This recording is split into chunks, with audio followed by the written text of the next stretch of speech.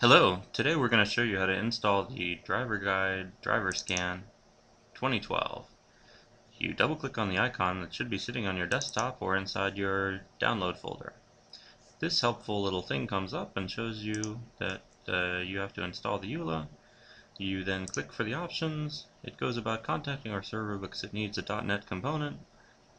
Once this is complete, then your setup is almost done.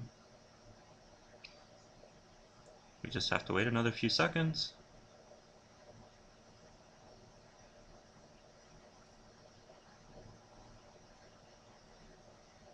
Just another few.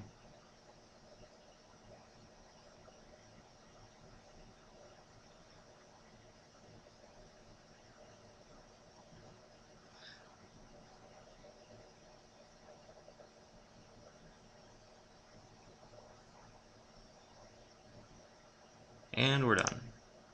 The program now launches.